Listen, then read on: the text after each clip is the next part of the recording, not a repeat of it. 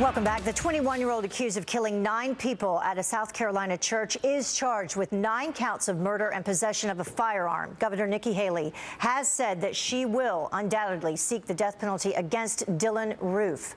Witnesses say they heard him say that he wanted to start a civil war, and federal authorities are investigating the attack as a hate crime. All of this raising questions about how the case against him will play out.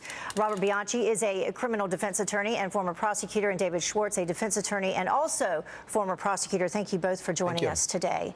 A lot of questions are beginning to be asked in this case. One of the first, who handles it? State authorities or federal authorities? I'll start with you.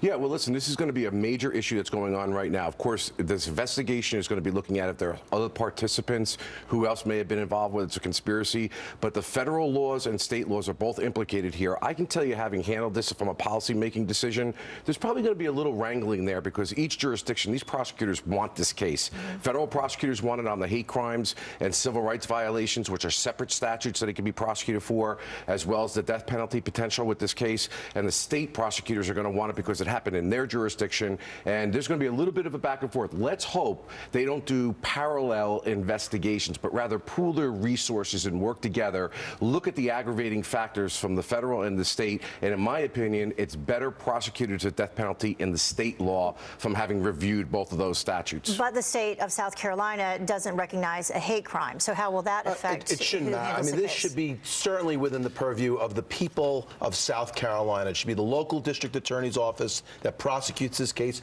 I don't think there should be any wrangling whatsoever. The feds should be waiting back. If they want to bring a prosecution after the state, they'll bring it. And of course, this is a death penalty case, so I don't think the hate crime is going to play a role. It's an 8-count murder case, death penalty case. One of the great significances with this, though, is that if they both work together and the federal government is charging and the state government is charging, it gives a tremendous amount of leverage to the prosecution in terms of resolving this case, which I can only see a life, any kind of plea deal being life with no possibility of parole. That was my next question. How do you possibly defend him here?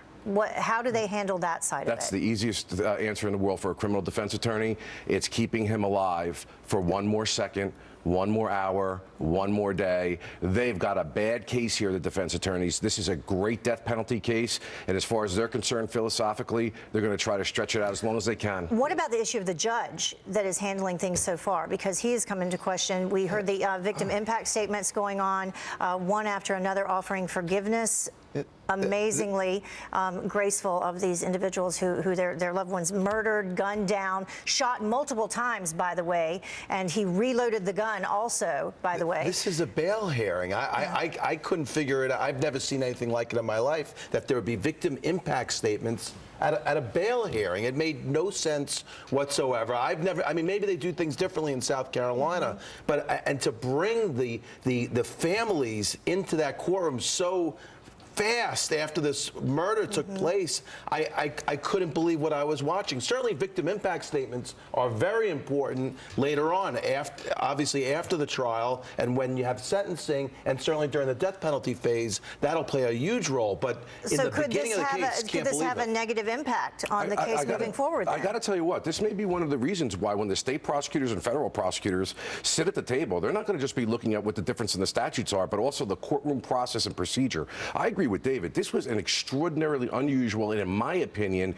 imprudent action by the judge. And this is what happens when TV cameras are in a courtroom. A judge isn't used to dealing with the media, and it became, in my opinion, a media spectacle. And the prosecutors in the state court had to be shaking their head saying, my God, what is going on here? And that could be one of the reasons why they say we need to pull this into a federal court with a more seasoned judge. It'll be very interesting to see what happens in regards to that. But also, the suspect himself, he's been in trouble with the law before, been in trouble with drugs. Yeah. How will that impact?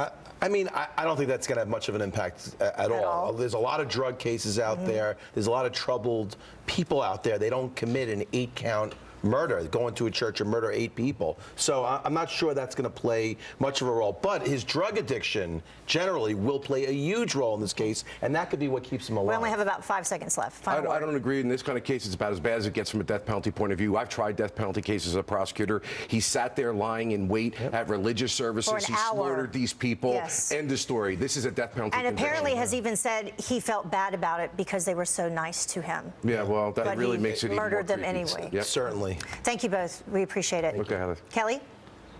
Well, a gun